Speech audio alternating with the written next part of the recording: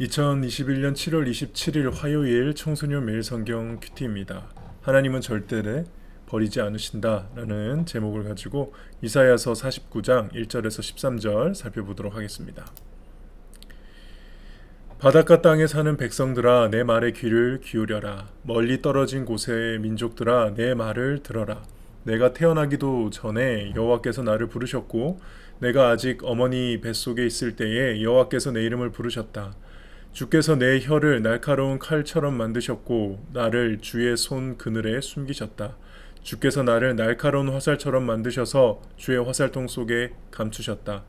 주께서 내게 말씀하셨다. 이스라엘아 너는 내 종이다. 내가 너를 통해 내 영광을 나타내겠다. 그러나 나는 말하였다. 저는 헛되이 수고했습니다. 온 힘을 다했으나 쓸모가 없었습니다. 그러나 여호와께서 내 일을 판단해 주실 것이며 내 하나님께서 내가 받을 보상을 결정하실 것입니다. 여호와께서 나를 어머니 뱃속에서 지으시고 나를 종으로 삼으셨다. 나로 하여금 야곱 백성을 여호와께 인도하게 하시고 이스라엘을 다시 불러 모으게 하셨다. 여호와께서 나를 높이셨고 내게 힘을 주셨다. 이제 그 여호와께서 내게 말씀하셨다. 주께서 말씀하시기를 내가 내 종이 되어 야곱 지파들과 살아남은 이스라엘 백성을 돌아오게 하는 일은 작은 일이다. 더욱이 내가 너를 온 민족의 빛으로 삼아 세상 끝까지 나의 구원이 이르게 할 것이다 라고 하셨다. 이스라엘의 구원자이시며 이스라엘의 거룩하신 분께서 사람들에게 멸시를 받고 민족들에게 미움을 받는 사람, 통치자들의 종에게 이렇게 말씀하셨다. 왕들이 너를 보고 일어나서 너에게 절할 것이다. 위대한 지도자들이 내 앞에서 엎드릴 것이다. 그것은 너를 선택한 이스라엘의 거룩한 하나님, 신실한 나 여호와 때문이다. 여호와께서 이렇게 말씀하셨다. 때가 되면 내가 너의 기도를 들어주겠다. 구원의 날에 내가 너를 돕고 너를 지켜주겠다. 너는 내가 백성과 맺은 언약의 표적이 될 것이다. 너는 백성을 그들의 땅으로 돌려보내어 폐허가 된 땅을 그 주인들에게 돌려줄 것이다. 내가 죄수들에게 감옥에서 나오너라 고 할 것이며 어둠 속에 있는 사람에게는 밝은 곳으로 나오너라 할 것이다. 그들이 길가에서도 음식을 먹으며 헐벗은 산에서도 먹을 것을 찾게 될 것이다. 그들이 굶주리지도 않고 목마르지도 않을 것이다. 뜨거운 바람이나 햇볕도 그들을 해치지 못할 것이다. 왜냐하면 그들을 위로하시는 하나님께서 그들을 샘가로 인도하실 것이기 때문이다. 내가 내 모든 산들을 내 백성을 위해 길로 만들겠고 모든 길을 닦아 놓겠다. 보아라, 내 백성이 먼 곳에서부터 온다. 북쪽에서도 오고 서쪽에서도 온다. 이집트 남쪽의 시님에서도 온다. 하늘아 기뻐하여라. 땅아 즐거워하여라. 산들아 소리를 높여라. 여호와께서 그의 백성을 위로하신다. 여호와께서 고통당하는 사람들을 불쌍히 여기신다. 먼저 1절에 내가 태어나기도 전에 여호와께서 나를 부르셨고 내가 아직 어머니 뱃속에 있을 때에 여호와께서 내 이름을 부르셨다 라고 있는 부분은 이제 이 노래가 두 번째 종의 노래예요. 42장에 보면 첫 번째 종의 노래가 나오는데 그때는 이제 하나님이 그 종을 소개하시는 그런 표현으로 나온다면은 이 두 번째 49장에 나오는 이 두 번째 종의 노래는 하나님께 부름받은 종이 스스로 소개하는 장면이죠. 내가 태어나기 전에 여호와께서 나를 부르셨고 내가 아직 어머니의 뱃속에 있을 때에 여호와께서 내 이름을 부르셨다라고 이야기합니다. 이 종은 특별한 사역을 맡았는데 이제 칼과 화살처럼 하나님의 말씀이 우리 백성들에게 칼과 화살처럼 전해지게 되는, 그러니까 하나님의 진노와 징계, 심판 이런 것들을 전해야 되는 종의 임무를 의미하죠. 그러니까 이스라엘 백성들이 하나님 앞에서 바르게 살지 않을 때 그것을 바로 잡는 사역을 감당하기 위해서 이 종은 부르심을 받았다는 겁니다.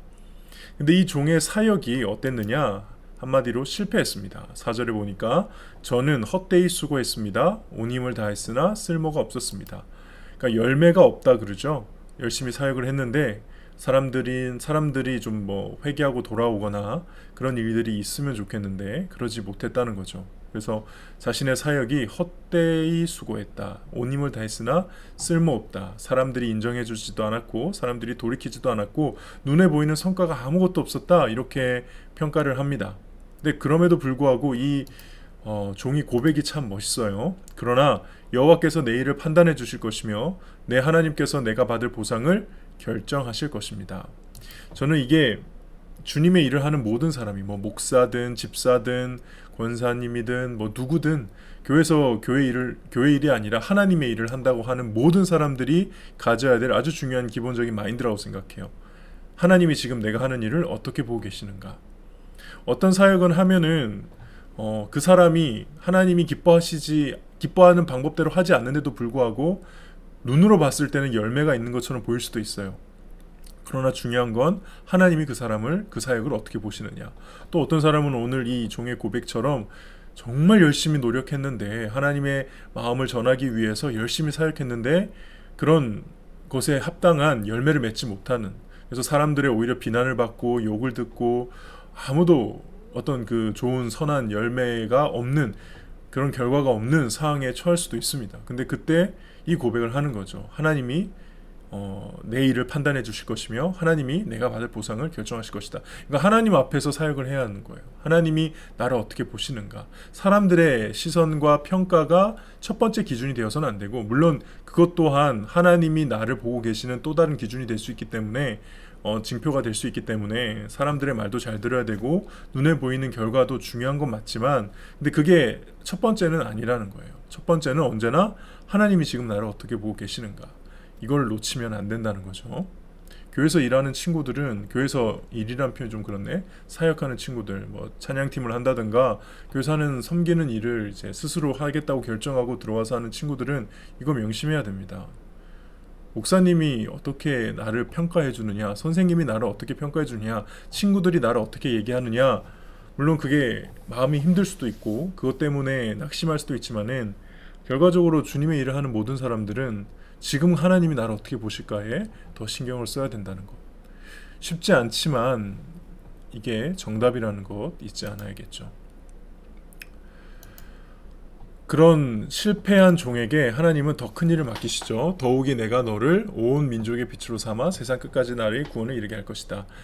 그냥 이스라엘 백성들만 구원시키는 게 아니라 내가 너에게 맡기는 일은 이 모든 걸 통해서 온 세계의 구원을 베풀 거다. 실제로 그랬죠. 이 종이 과연 누구일까? 이사야일 수도 있고 어떻게 하나님이 쓰신 종일 수도 있는데, 그의 실패였지만은 그의 실패가 기록된 이 말씀을 통해서 온 세상이 구원을 받는 길로 나아갔죠. 그래서 하나님은 언제나 중심을 보신다. 이 하나님의 평가가 너무 중요하다는 거 기억하시기 바랍니다.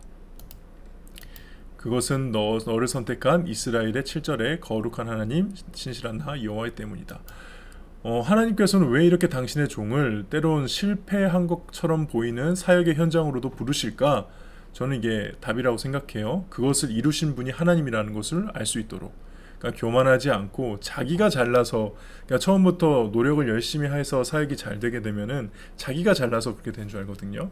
그걸 허락하지 않으시는 거죠. 교만하지 않고 하나님께서 하신 거다. 하나님께 온전한 감사와 영광을 올릴 수 있도록 돕는 거죠. 그래서 이 종에게 아주 엄청난 사역을 맡기게 주십니다. 뭐가 되냐면 언약이 표적이 될 것이고, 그다음에 땅을 주인들에게 돌려주게 될 것이다. 언약하면 떠오르는 게 모세죠. 그리고 땅 하면 떠오르는 게 여호수아입니다. 그래서 내가 너를 모세와 여호수아 같이 쓰겠다라는 의미로 이렇게 말씀을 하시죠. 그리고 이제 9절에 보면은 마침내 포로 생활을 끝내고 귀향하게 될 것을 이야기하십니다.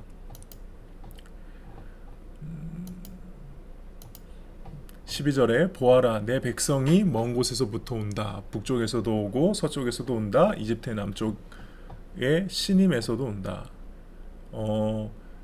이스라엘 백성들 뿐만 아니라 전 세계에 있는 백성들, 곳곳에 있는 하나님의 백성들을 구원하겠다는 구약의 이야기뿐만이 아니라 신약의 이야기까지 약속을 하시는 거죠. 그러니까 한 명의 실패한 종에게 하나님이 이렇게까지 큰 일을 맡기시고 넌 실패하지 않았다 라고 위로해 주시는 부분에 있어서 오늘 좀 개인적으로 목사로서 많이 좀 묵상이 되는 그런 말씀인 것 같네요. 오늘 묵상 포인트 3가지로 정리했습니다. 첫 번째, 나는 하나님이 부르신 종인가? 모든 그리스도인들은 자기가 있는 자리가 하나님께서 부르신 자리라는 것을 먼저 고백하고 인정할 수 있어야 돼요. 그게 어떤 직업을 가지던 어떤 삶을 살든 나는 하나님의 종으로 살고 있는가라는 질문을 해야 합니다. 그러니까 하나님의 종 따로 있고 하나님의 종이 아닌 사람 따로 있는 게 아니라 모든 주의 백성들은 하나님의 종입니다. 부르심을 받은 각자의 삶의 종이라는 것. 그래서 나는 무엇을 위해 지금 부르심을 받았는지에 대해서 답을 할 수 있어야 되는 거죠. 여기에 대해서 묵상해보고 하나님께 질문하고 기도할 때 여쭤보는 거예요.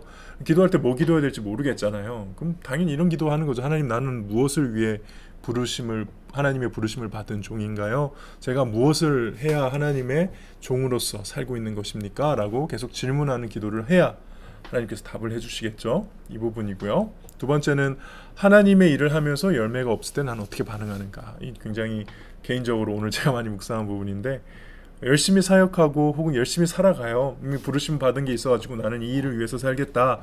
이 일이 나의 부르심이다라고 해서 열심히 살아가는데 열매가 없어. 그때 제일 드는 생각이 뭐냐면, 내가 잘못 부르심을 받았나? 내가 이 길을 가는 게 아닌가? 라고 오해를 한다는 거죠. 오늘 본문에 의하면 정답은 그게 아닙니다. 정답은 나의 모든 것은 하나님이 판단하시고 나의 이 모든 보응은, 이 모든 평가는 하나님이 하신다. 나는 언제나 최선을 다해서 맡겨주신 일에 최선을 다하겠다 라고 고백하는 게 정답인 거죠. 세 번째, 아무리 어려운 상황이라 할지라도 하나님의 해피엔딩을 기대하는가. 오늘 이 종이 전한 메시지는 결국 회복을 하나님께서 약속하신다는 거죠. 하나님은 우리에 대한 엔딩은 절대 새드 엔딩이 아닙니다. 심판으로 끝내시지 않습니다. 반드시 회복, 그리고 돌이키고 구원하시는 그 길로 인도하시는데, 우리가 바라봐야 할 것은 아무리 징계 가운데 있다 할지라도, 어려운 가운데 있지라도 그 해피엔딩을 기대하며 바라볼 줄 알아야 한다는 것. 여러분들이 얼마나 힘든 상황이 있을지 모르겠습니다. 혹은 내가 잘못한 게 아닌데 왜 나에게 이런 고난과 시련이 있을까요? 이런 질문을 할지도 모르겠어요. 근데 그런 상황 속에서도 거기에 하나님을 원망할 수도 있고 하나님께 가슴을 토로하며 울 수도 있지만은 궁극적으로 꼭 기대해야 됩니다. 반드시 여호와께서는 고통을 당하신 자들을 불쌍히 여기시는, 위로하시는 하나님이라는 것, 이거를 기대하며 나아가는 저와 여러분 되기를 주님의 이름으로 축복합니다. 기도하겠습니다. 하나님, 오늘도 말씀으로 시작하는 우리 고등부 친구들 새 힘을 주시고 어떠한 상황 가운데서라도 하나님의 부르심을 따라 살아가는, 그것을 찾아 나아가는 우리 친구들 될 수 있게 하시며, 낙심하지 않게 하시고 사람들의 말과 눈에 보이지 않는 결과 때문에 힘들어하지 않게 하시고, 그럼에도 불구하고 불러주신 주님을 바라보며 더 큰 일을 맡기실 하나님을 바라보며 하나님의 해피엔딩을 꿈꾸며 나아가는 우리 친구들 될 수 있도록 인도하여 주시옵소서. 감사드리며 예수님의 이름으로 기도합니다. 아멘. 자, 오늘 하루도 승리하길 바랍니다. 안녕.